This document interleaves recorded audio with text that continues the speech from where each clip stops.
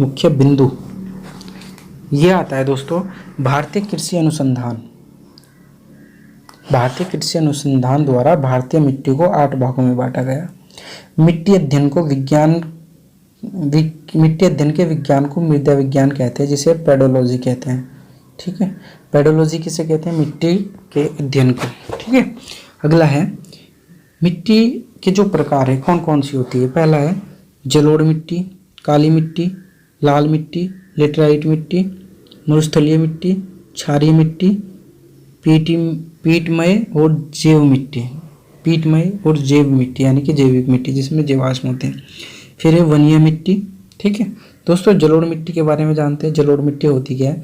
उर्वरता की दृष्टि से काफ़ी अच्छी होती है। पुरानी जलोढ़ को भांगर कहते हैं तथा नई जलोढ़ को खादर कहते हैं। दोस्तों, जो नदियों द्वारा बहा के लाई जाती है वो मिट्टी रुक जाती है, वो इकट्ठी हो जाती है साइड में जिन क्षेत्रों में। ठीक है, उसे मिट्टी को कहते हैं जलोढ़ मिट्टी। जो पुरानी जलोढ़ होती है उसे भांगर कहते हैं, जो नई जलोढ़ मिट्टी रुकती है उसे खादर कहते हैं। इसमें धान, गेहूँ, मक्का आदि फसलें उगाई जाती है। इसमें पोटास की बहुलता, नाइट्रोजन और फास्फोरस, ह्यूमस की कमी होती है। ठीक है, इसमें पोटास की बहुलता, नाइट्रोजन और फास्फोरस और ह्यूमस की कमी होती है। ठीक है दोस्तों, अगला है हमारे काली मिट्टी, जिसे रेगुर मिट्टी के नाम से भी जाना जाता है। इसे कपास की मिट्टी भी कहते हैं। ठीक है, ये कहाँ पाई जाती है? महाराष्ट्र में पाई जाती है, पश्चिमी क्षेत्र में। इसमें आयरन, चूना, एल्युमिनियम, मैग्नीशियम की बहुलता होती है। काले रंग के कारण, इसका जो काला रंग है वो किसके कारण है? टिटेनीफेरस मैग्नेटाइट के कारण। ठीक है, टिटेनीफेरस और मैग्नेटाइट इस मिट्टी में, काली मिट्टी में उपस्थित होते हैं। जीवाश्म की उपस्थिति होती है, इसलिए काली होती है। ठीक है दोस्तों, इसके बाद है हमारा इसमें क्या होता है? यह मिट्टी गुजरात, महाराष्ट्र, मध्य प्रदेश व दक्कन के प्रायद्वीपीय में पाई जाती है।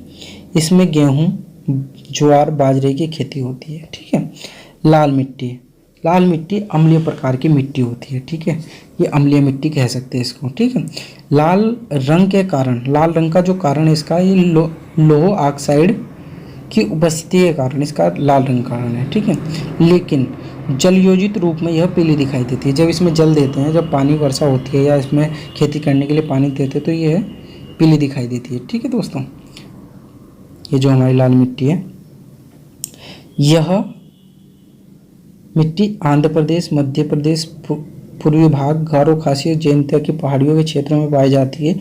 चूने का प्रयोग कर इस मिट्टी की उर्वरता को बढ़ाया जा सकता है। क्वेश्चन आएगा कि लाल मिट्टी की उर्वरता को किस तरीके से बढ़ाए? चूने का प्रयोग, क्योंकि चूना क्या करता है? चूना अम्लीय मिट्टी को उदासीन कर देगा। ठीक है, आगे है हमारा लेटेराइट मिट्टी। आयरन एवं सिलिका की बहुलता होती है लेटेराइट मिट्टी में। गहरी लाल लेटेराइट में लाल ऑक्साइड होता है तथा पोटास की बहुलता होती है। इसमें उर्वरता की यानी कि खाद की कमी होती है। ठीक है, इस मिट्टी में चाय की खेती के लिए सर्वाधिक उपयुक्त मानी जाती है लेटेराइट मिट्टी। तो चाय की खेती कहाँ होती है? सबसे ज़्यादा असम में। तो असम में क्या होगी? लेटेराइट मिट्टी होगी। अब आता है हमारा मरुस्थलीय मिट्टी। ठीक है, मरुस्थलीय मिट्टी, इसमें बलुई यानी कि रेतीली, क्षारीय एवं कम नमी वाली होती है। ठीक है, इसमें रेत होता है, ये क्षारीय भी होती है और इसमें कम नमी होती है। ठीक है, शुष्क होती है। इसमें ह्यूमस की मात्रा कम होने के कारण उपजाऊपन कम होता है। ठीक है, इसमें पश्चिमी राजस्थान में मोटे अनाज और तिलहन उत्पादन होते हैं। ठीक है, यानी कि यह मिट्टी जो है राजस्थान के पश्चिमी क्षेत्र में उगाई जाती है और इसमें तिल और मोटे अनाज उगाए जाते हैं, जैसे मक्की, बाजरा। ठीक है, अब आता है हमारा क्षारीय मृदा समुद्र तटीय दलदली डेल्टाई भागों में पाई जाने वाली अनउर्वर यानी कि बिना खाद्य मिट्टी है। ठीक है दोस्तों, ये समुद्र के तटीय दलदली डेल्टाई क्षेत्रों में पाई जाती है। ठीक है, इसमें केवल कच्छ की वनस्पति आदि उगाई जा सकती है। ठीक है, जो इस प्रकार से कच्छ के रन में जो सूखे उसमें मैदान में घास या वनस्पतियाँ उगती है, उसी प्रकार क्षारीय मृदा में ये उगाई जा सकती है। कच्छ का रन जो है दलदली क्षेत्र है गुजरात का, वो जिसमें क्या है? जंगली गधे पाए जाते हैं। इसमें क्षारीय मृदा पाई जाती है कच्छ के रन में। ठीक है, इसमें केशिकाकर्षण की क्रिया द्वारा केशिका आकर्षण की क्रिया द्वारा सोडियम, कैल्शियम, मैग्नीशियम के लवण मृदा के ऊपरी सतह पर निक्षेपित हो जाते हैं। ठीक है, जैसे दलदल है तो नीचे से गैस निकलती है, उस केशिका आकर्षण के द्वारा सोडियम के, कैल्शियम के, मैग्नीशियम के लवण मृदा की ऊपरी सतह पर आ जाते हैं, जिस कारण मृदा में लवण की मात्रा काफ़ी बढ़ जाती है। ठीक है, अगला है दोस्तों पर्वतीय या वनीय मिट्टी। पर्वतीय ढालों पर विकास होने के कारण इसकी परत पतली होती है। ठीक है, पर्वतीय ढालों का पर विकास होने के कारण, ठीक है, इसकी परत पतली होती है, क्योंकि विकास होने का मतलब पर्वतीय जो ढाल होते हैं वो पैदा हो रहे होते हैं, ढाल जो होते हैं वहाँ नई मिट्टी होती है और पतली मिट्टी बनती जाती है। ठीक है, जिस कारण से उनकी जो परत है वो पतली होती है। इसमें जीवाश्म की अधिकता होती है। भारत में चाय, कौवा, मसाले एवं फलों की कृषि इस मृदा में होती है। ठीक है, भारत में चाय, कौवा, मसाले एवं फलों की कृषि इस मृदा में होती है। चाय होती है तो असम में भी ये मिट्टी पाई जाती है, कौवा होती है तो कर्नाटक में मिट्टी पाई जाती है, मसाले होते हैं तो केरल में ये मिट्टी पाई जाती है। अब आता है झूम कृषि। झूम कृषि जनजातियों द्वारा इस मृदा में की जाती है। ठीक है दोस्तों, जो ये हमारी पर्वतीय वनीय मिट्टी होती है इसमें झूम खेती की जाती है, वो जनजाति लोग जो रहते हैं उनके द्वारा। ये क्या करते हैं कि वनों की कटाई करने के बाद वहाँ पर कृषि कार्य के लिए उसको अच्छे से साफ करते हैं, उसमें कृषि करते हैं। इस मृदा में क्षरण की गंभीर समस्या उत्पन्न हो जाएगी। दोस्तों जो हमारे मतलब वन होते हैं उनको काटने के बाद यानी कि कटाई हो गई तो वहाँ से क्या होगा, पहाड़ टूटने लगेंगे, खिसकने लगेंगे, कमज़ोर हो जाएगी मिट्टी। ठीक है, झूम खेती जो होती है, जो वहाँ के जनजातीय लोग होते हैं उस पर मिट्टी खेती करने के बाद जब उसकी उर्वरकता खत्म हो जाती है वहाँ से दूसरी जगह चल जाते हैं और वहाँ से भी पेड़ काटते हैं, तो वहाँ पे पेड़ों का संरक्षण नहीं हो पा रहा है, वहाँ पे पेड़ों का संरक्षण नहीं हो पा रहा है, मृदा का कटाव हो जा रहा है। ठीक है, तो पहाड़ कट रहे हैं, तो इसकी समस्या देखने को मिलती है झूम खेती के साथ, वो पर्वतीय मिट्टी में और वनीय मिट्टी में। ठीक है, अब आता है दोस्तों पीट मिट्टी या जैविक मिट्टी। ठीक है, पीट मिट्टी या जैविक मिट्टी। ठीक है, दलदली क्षेत्रों में अधिक जैविक पदार्थों के जमा होने के कारण इस मिट्टी का निर्माण होता है।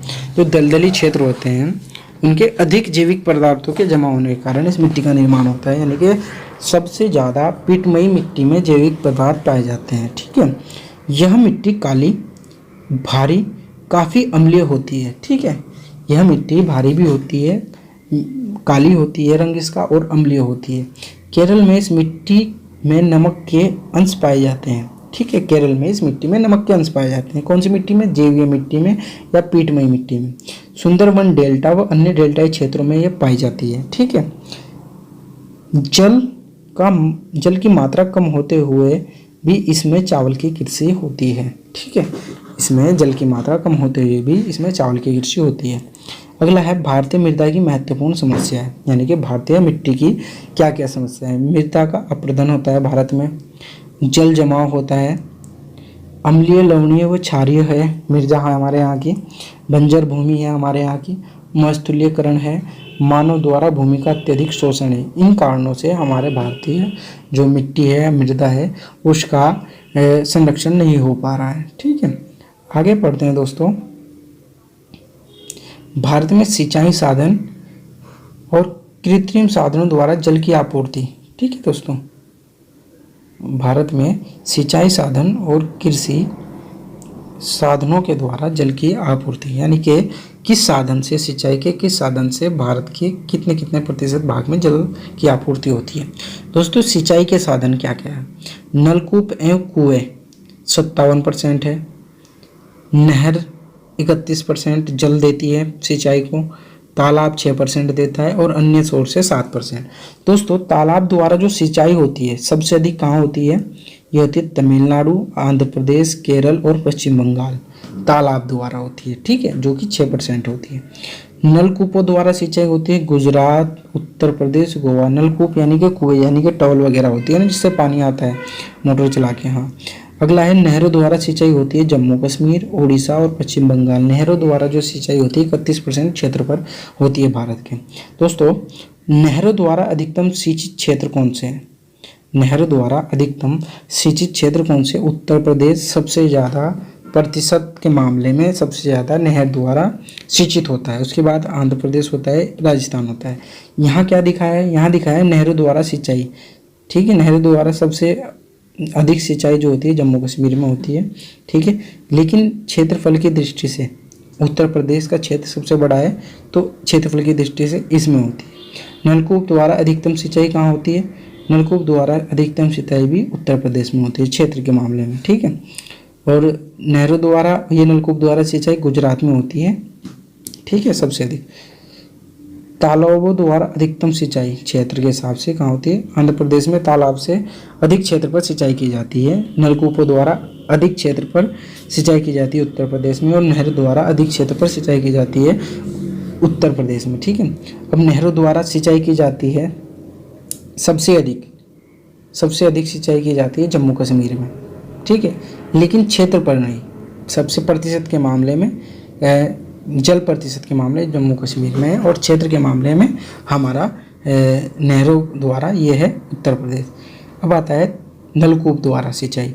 जल के मामले में गुजरात में सबसे ज़्यादा जल जाता है नलकूपों द्वारा, लेकिन क्या है, सबसे अधिक नलकूपों द्वारा जो क्षेत्र का मामला है वो सिंचाई होती है सबसे अधिक उत्तर प्रदेश में। तालाब द्वारा सिंचाई होती है तमिलनाडु में। जल के हिसाब से जल की अधिक मात्रा तालाब द्वारा तमिलनाडु में दी जाती है, लेकिन क्षेत्रफल के हिसाब से तालाब द्वारा जो सिंचाई होती है आंध्र प्रदेश में होती है। ठीक है दोस्तों, आगे बढ़ते हैं।